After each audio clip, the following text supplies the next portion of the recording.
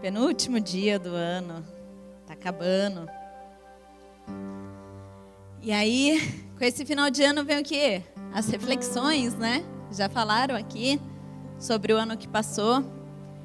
E também é hora de fazer as metas para o próximo ano. Eu confesso para vocês que eu tenho uma certa dificuldade de fazer esse negócio de meta. Ai, em 2026 eu vou fazer não sei o quê, eu vou fazer não sei o que lá, eu vou fazer aquele outro. Eu fico tipo, sério? Nada a ver. Mas é importante, né? E para aqueles que não definiram suas metas ainda, vamos então juntos fazer a nossa lista de metas para 2026. E quem já fez, quem sabe aí a gente não acrescenta algumas ideias para a sua lista. Então vamos começar.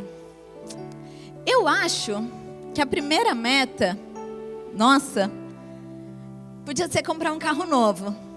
Porque o nosso está começando a dar trabalho, umas manutenções. Ultimamente quem está feliz com o meu carro é o Lucão.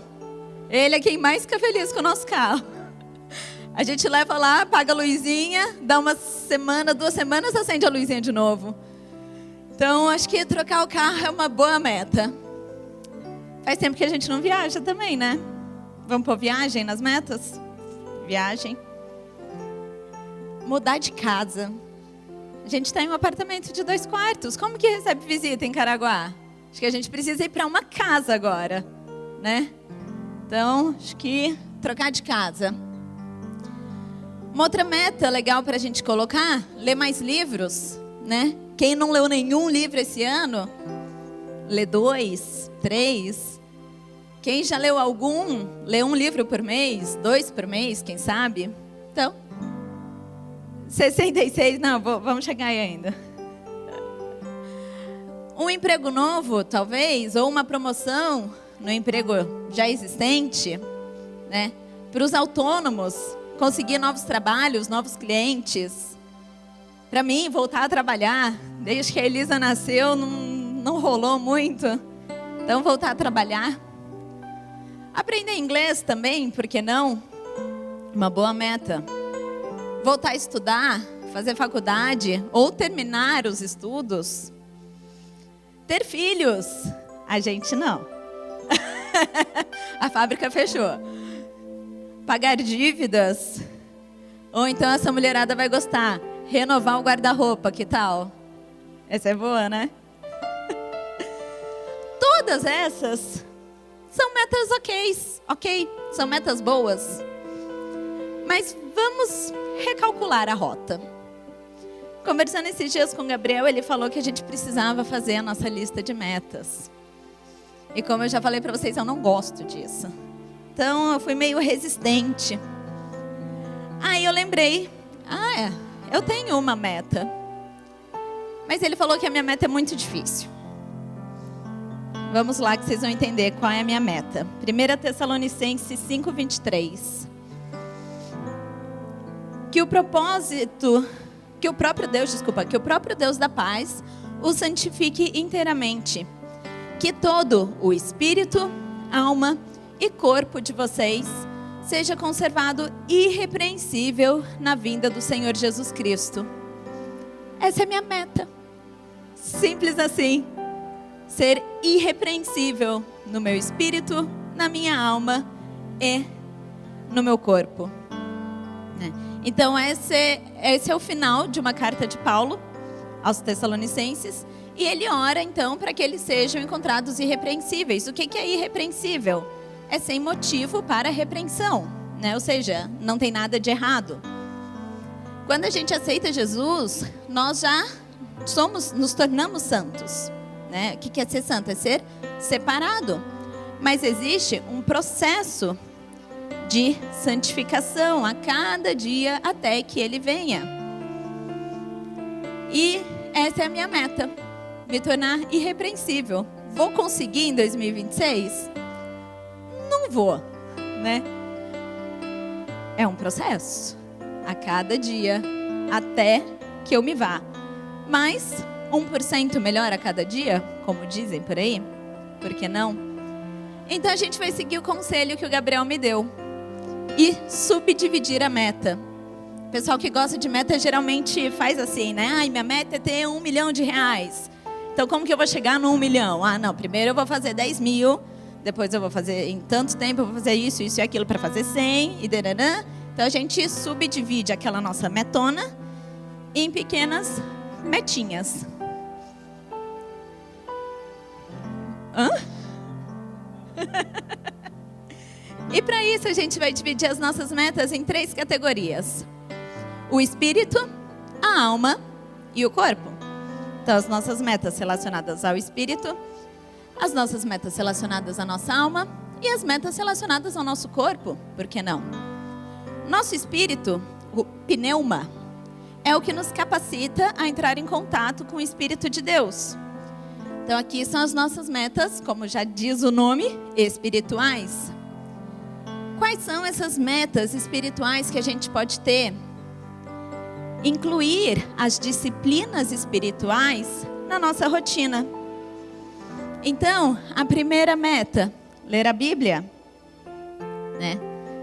Esse ano não vamos ler 66 livros, vão ser um pouco menos, mas vamos ler a Bíblia. Em Josué, capítulo 1, versículo 8. Eu fiz uma bagunça de versão hoje, tá? Então, se vocês quiserem acompanhar tudo pelo telão, não quiserem abrir a Bíblia de vocês, não precisa.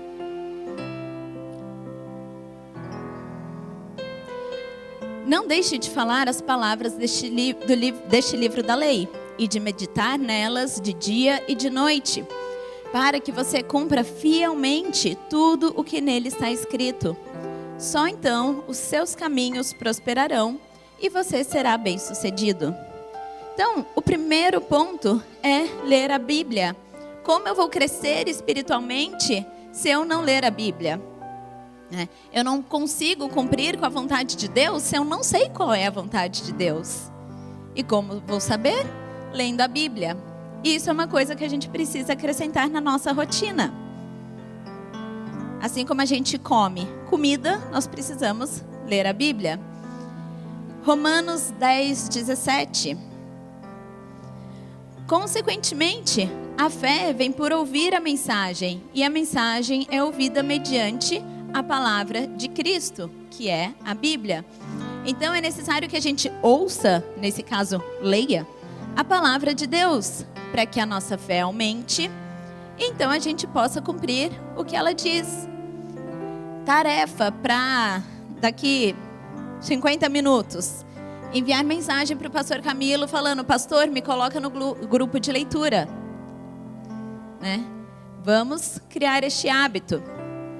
Segunda meta espiritual: oração, orar mais, orar sem cessar. Mateus 6,6. Mas quando você orar, vá para o seu quarto, feche a porta e ore a seu pai, que está no secreto. Então, seu pai que vê no secreto o recompensará. 1 Tessalonicenses 5,17. Orem continuamente. Ou algumas outras versões falam orar sem cessar, ou seja, sem parar. Jesus, a gente está cansado de saber que ele se retirava, né? Ele se excluía às vezes para orar. E nós, como cristãos, devemos fazer o mesmo. Nós precisamos incluir a prática de oração na nossa vida, com um momento específico, sim, de oração. Um momento intencional para isso. E, além desse momento específico, a gente precisa manter a nossa comunhão constante e um espírito de dependência em Deus em todas as atividades da nossa vida. Terceira meta, fazer jejum. Jejum também faz parte das disciplinas espirituais. Tá, Rebeca, e o que é fazer jejum? Jejum é se abdicar, ou seja, ficar sem um tipo de alimento ou sem comer por um período de tempo. Então você pode escolher um dia e ficar 24 horas sem comer. Ninguém vai morrer por causa disso. Grávidas, não façam esse. Se você não tiver nenhum problema de saúde, nenhuma questão de saúde, você pode fazer um jejum de 24 horas. Ou talvez um jejum de 3 dias sem comer. Ou, aí eu já aconselho um acompanhamento médico, um jejum de 40 dias, né? Ficar 40 dias sem comer. Ou o nosso jejum pode ser parcial, igual Daniel, que ficou um tempo sem comer carne.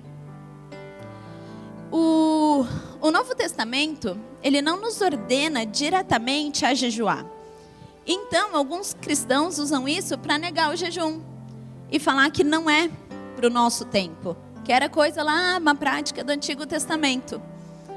Mas se até Jesus jejuou, nosso maior exemplo, por que a gente não vai jejuar? Né?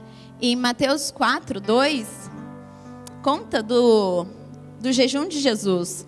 Depois de jejuar 40 dias e 40 noites, teve fome. Então, se Jesus teve fome, é porque ele não comeu. Em Mateus 6, do 16 ao 18, fala assim: quando vocês jejuarem, não façam cara de sofrimento, nem finjam espiritualidade. Eles, os fariseus, querem que todos saibam que estão jejuando. Por isso, aparecem em público com semblante abatido e desleixado. Em verdade, lhes digo, já receberam a sua recompensa. Mas, quando você jejuar, lave o rosto e arrume-se, para que não seja evidente às pessoas que você está jejuando, e sim ao seu pai que está em secreto. E o seu pai, que vê o que é feito em secreto, o recompensará. Jesus, quando ele dá essas instruções acerca do jejum, ele não fala se jejuarem, ou se por acaso vocês decidirem fazer um jejum. Ele fala quando. Ou seja, ele parte de um pressuposto que nós vamos jejuar, né? Não é se você fizer tal coisa, é quando você fizer tal coisa. Então, o jejum faz sim parte da nossa rotina espiritual, das disciplinas espirituais. Mateus 9, 14 e 15. Então, os discípulos de João Batista chegaram perto de Jesus e perguntaram: por que é que nós e os fariseus jejuamos muitas vezes, mas os discípulos do Senhor não jejuam? Jesus respondeu: você acha que os convidados de um casamento podem estar tristes enquanto o noivo está com eles? Claro que não. Mas chegará o tempo em que o noivo será retirado deles. E então, sim, eles vão jejuar. O noivo foi retirado temporariamente. Ele subiu aos céus. Nós estamos aguardando a sua volta. Então, agora é sim um momento de jejuar. Inclusive, mais um convite, ó. Vai ter um monte de tarefinha hoje. Dia 5 de janeiro, algumas pessoas aqui da igreja vão começar um jejum de 40 dias. Não é igual o jejum de Daniel, ele tem 3 fases diferentes. E a gente tem um grupo no WhatsApp, um grupo de homens e um grupo das mulheres. Quem se interessar, dos homens, procura o Emerson, ali de mãozinha levantada.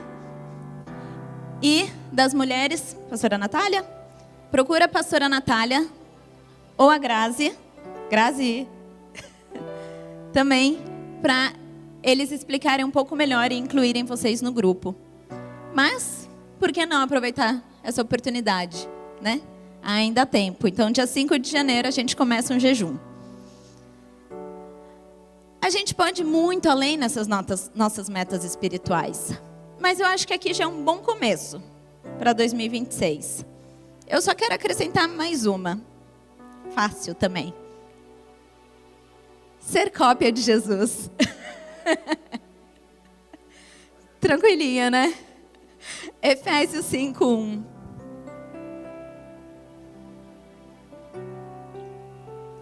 Portanto, sejam imitadores de Deus. Copiem-no e sigam o seu exemplo, como filhos amados que imitam o Pai. Filipenses 2:5. Seja a atitude de vocês a mesma de Cristo.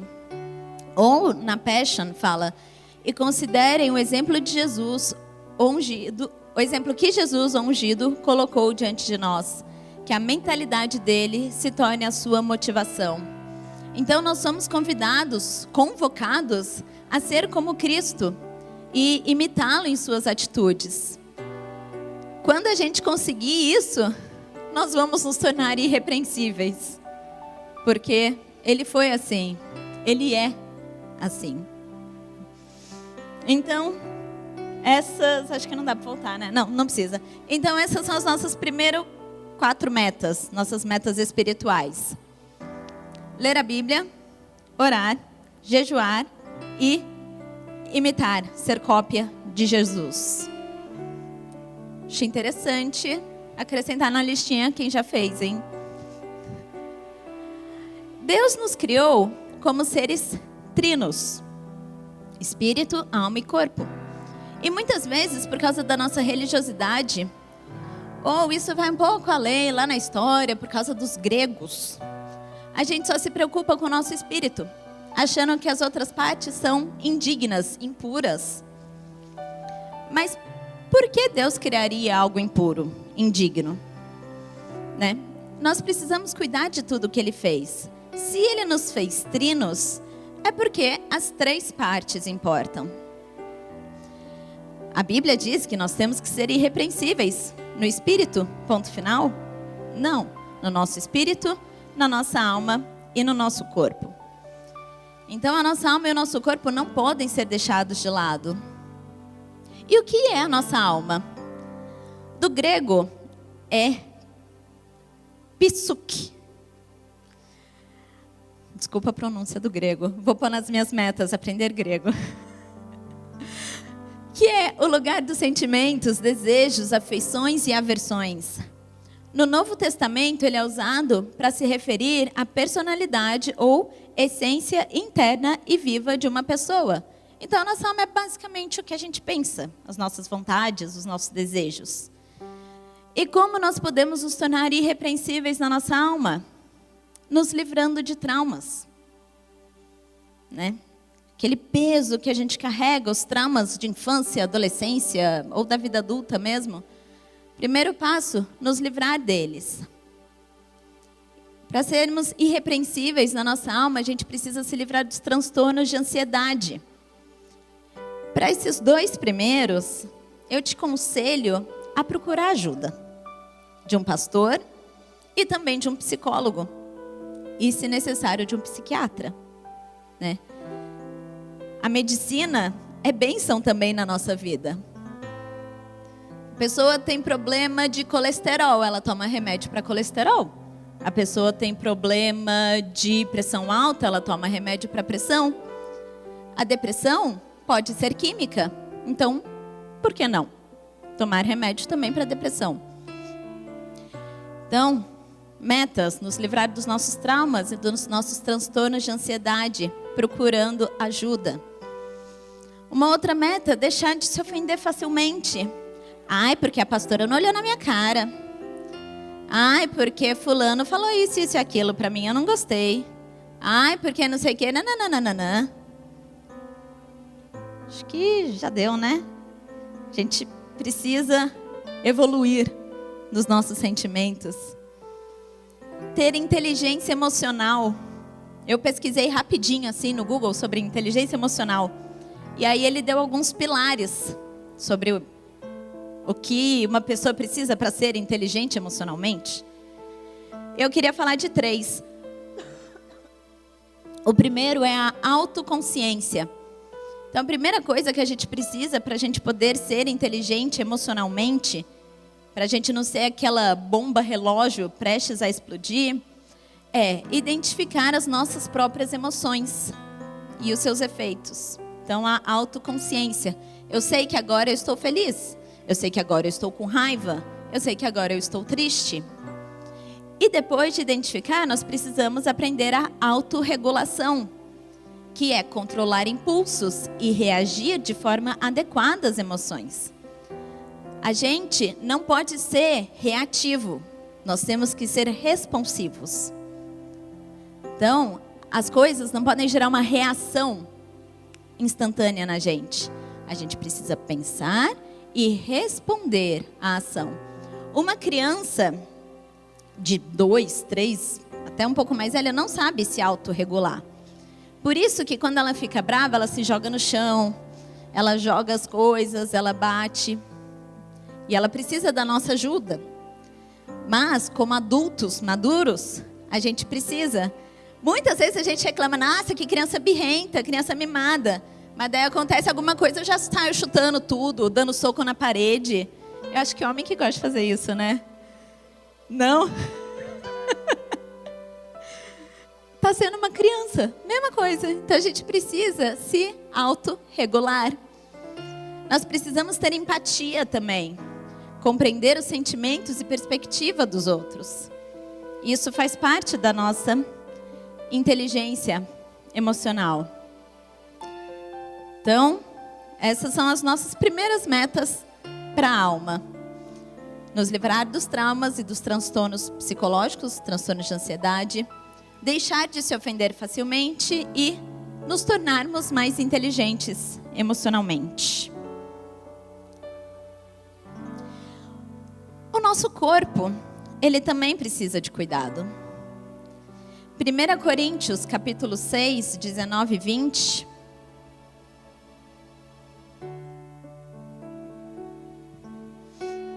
Primeira Coríntios 6, 19 e 20. Vocês se esqueceram de que o seu corpo agora é o templo sagrado do Espírito de Santidade que vive em vocês? Vocês não pertencem mais a si mesmos, pois o dom de Deus, o Espírito Santo, habita dentro do seu santuário. Vocês foram comprados por um alto preço, pago com lágrimas de sangue. Portanto, usem o seu corpo acima de tudo para trazer glória a Deus. Não é só o nosso espírito que vai glorificar a Deus. O nosso corpo também deve ser um instrumento de glorificar a Deus. Nós precisamos cuidar dos nossos corpos. Afinal, ele é a morada do Espírito Santo. Eu tenho certeza que ninguém aqui gosta de ir numa igreja suja, caindo aos pedaços, toda feia. Então, por que é essa igreja suja, caindo aos pedaços, toda feia, que a gente prepara para o Espírito Santo? Esse templo, né? Eu lembro uma vez, conversando com uma amiga, ela falou uma frase assim, mais ou menos assim: se as pessoas olharem para mim, fisicamente, será que elas vão ver Jesus em mim? E aí ela mesma respondeu, não, falando sobre ela, né? Então, poxa, tem alguma coisa errada aí. As pessoas precisam ver Jesus, também no nosso físico.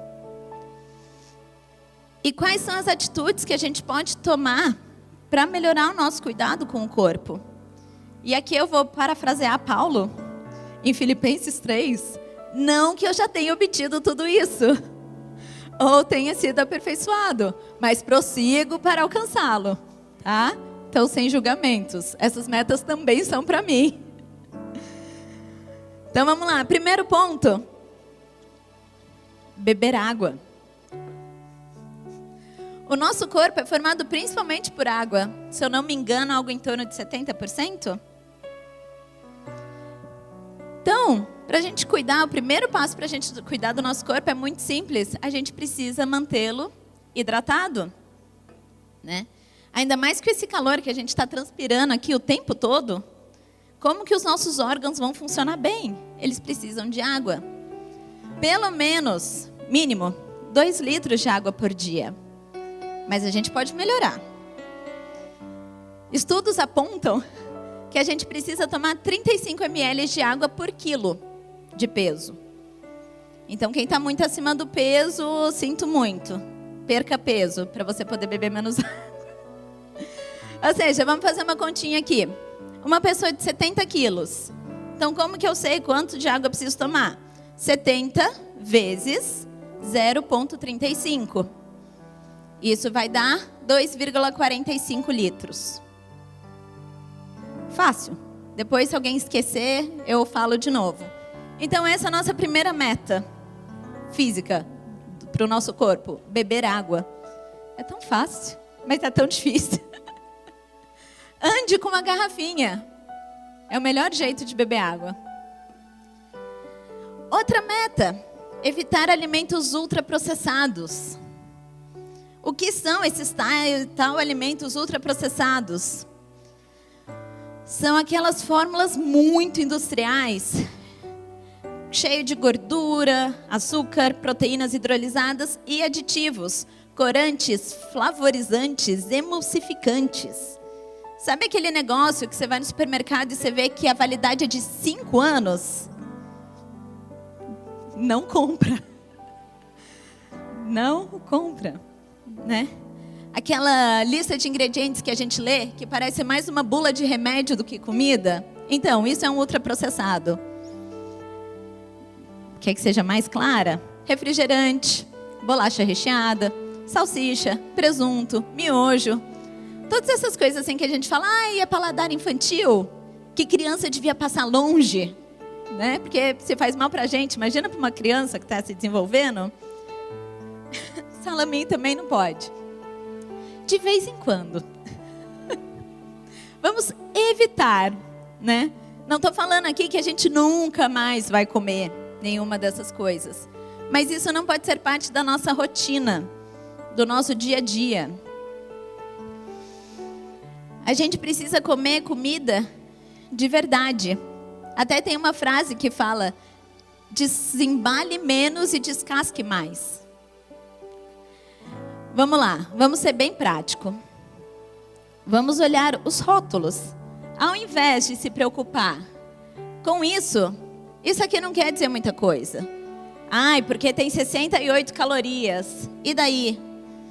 Às vezes isso é importante no processo de emagrecimento. Mas, mais importante do que isso para a nossa saúde, é isso. São as listas, é a lista de ingredientes. Vamos ler esse primeiro aí. Então, ele tem leite, parcialmente desnatado, xarope de açúcar, soro de leite reconstituído, um preparado de fruta. O que é esse preparado de fruta? Água, frutose, que é açúcar de novo, cálcio, polpa de morango, amido modificado, vitamina D, ok? Corante natural carmim, aromatizantes, ácido cítrico, conservador, sorbato de potássio, e espessantes, eu não sei nem falar isso, gente, carragena e goma xantana. Aí depois tem mais amido modificado, fermento lácteo e estabilizante gelatina. Vocês sabem o que é tudo isso que está escrito aqui? Não, eu não sei nem ler, gente. Esse negócio que está escrito aí. Isso não é comida.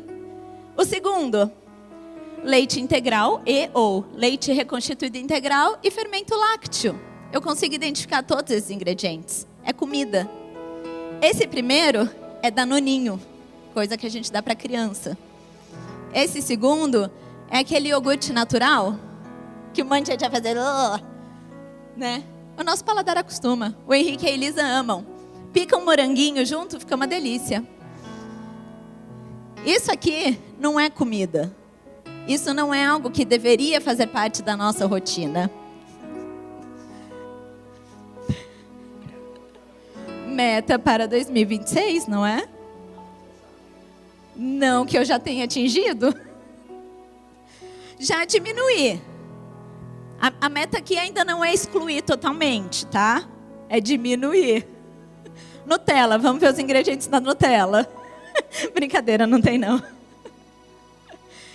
Então, procurem se importar com a lista de ingredientes do que você come.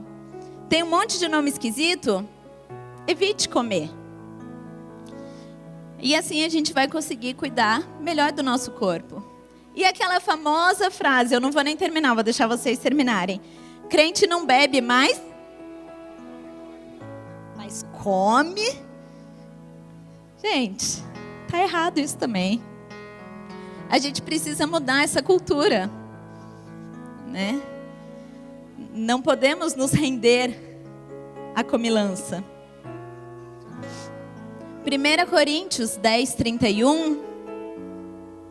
Assim, quer vocês comam, bebam ou façam qualquer outra coisa, façam tudo para a glória de Deus.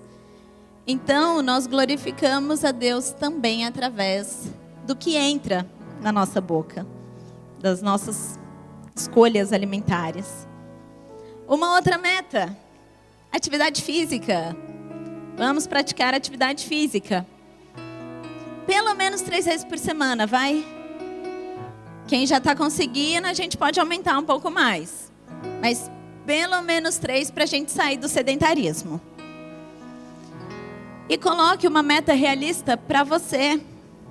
Não adianta eu colocar uma meta para mim de que todo dia eu vou fazer 1 hora de atividade física interna e 1 hora de atividade física externa. Eu não consigo. Meu dia não tem horas para isso. Então estabeleça metas realistas para você. Tem um vídeo que eu vi uma vez que é muito interessante, que fala assim: dentista indica que a gente escove o dente 3 vezes por dia, passe fio dental todo dia, faça uma limpeza no dentista a cada 6 meses e basicamente isso. A maioria das pessoas não fazem isso, né? Mas é porque eu não consigo fazer todas as escovações, passar fio todas as vezes e ir todas as vezes ao dentista que eu vou deixar de escovar meu dente? Não. Então não é porque eu não consigo ir na academia ou qualquer outra atividade física todos os dias que eu não vou nenhuma. Vamos tentar 3. Se não der 3, 1 pelo menos já é alguma coisa.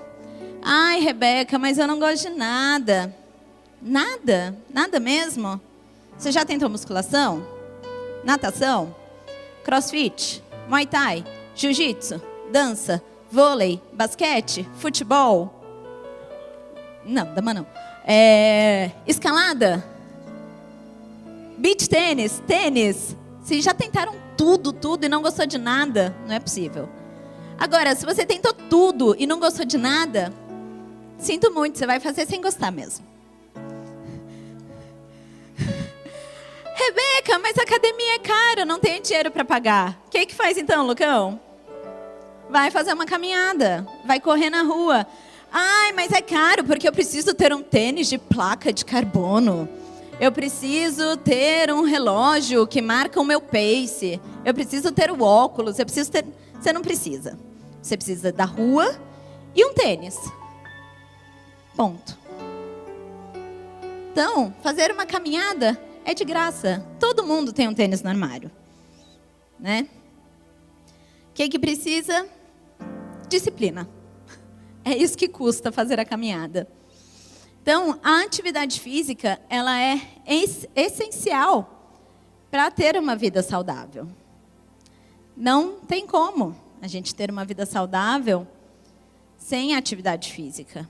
E pensando também na nossa velhice, aí eu indico a musculação. A gente precisa ter músculo no nosso corpo. Um tempo atrás, teve um ator, esqueci o nome dele, que ele foi atropelado. E ele era fortinho, assim, de forte mesmo, não de gordo. E dizem que ele só conseguiu sobreviver por causa da reserva muscular que ele tinha. E assim ele conseguiu se recuperar. Então, músculo é importante para a nossa vida. Beber água, diminuir o consumo de ultraprocessados, praticar atividade física e agendar os exames de rotina. Quando foi a última vez que você foi ao médico? Como estão os seus níveis de colesterol, glicemia, triglicérides e por aí vai? Precisamos dar uma olhadinha nisso também. Então coloca aí na agenda dia... Que dia que é segunda? Dia 5? Marcar médicos. Tem uma citação bem conhecida, eu lembro que o Mateus já pregou e comentou ela também, de um evangelista escocês do século XIX, que chama Robert Murray McCheyne, que diz: Deus me deu um cavalo e uma mensagem. Eu matei o cavalo e já não posso levar a mensagem. Esse evangelista morreu com 29 anos de idade. Ele não cumpriu a missão que Deus tinha dado para ele. Aquela história de quem tem promessa de Deus não morre, é mentira. A gente pode matar ainda antes de viver todas as promessas. Ele não cuidou da saúde dele. Então ele morreu jovem. Ele matou o cavalo que deveria carregar a mensagem. Que o Robert sirva de exemplo para a gente. Para que a gente não faça como ele. Mas que hoje possa ser realmente um despertar. na nossa vida. E que a gente cuide melhor do cavalo. Que a gente cuide melhor da nossa saúde. Para que a gente possa finalizar o propósito que Deus confiou em nossas mãos. Então foram 12 metas que eu passei aqui. E eu acho que elas agora sim são excelentes metas para o nosso ano de 2026. Como eu falei, trocar de carro, estudar, comprar uma casa, não são metas ruins ou erradas. Mas o nosso coração não pode estar nisso. Esse não pode ser o nosso tesouro. Nós precisamos priorizar aquilo que deve ser priorizado. E que o Espírito Santo nos guie e nos capacite nessa nossa caminhada. E que no final do ano a gente possa dar um check em todas essas metas. Mais importante do que o carro novo é cuidar do nosso espírito, da nossa alma e do nosso corpo. Em 1 Tessalonicenses 3:11. Bebe água quem tá com garrafinha aí.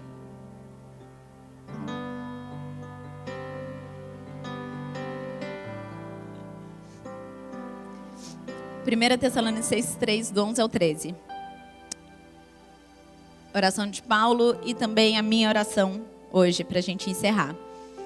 Que o próprio Deus, nosso Pai, o nosso Senhor Jesus e o nosso Senhor Jesus preparem o nosso caminho até vocês.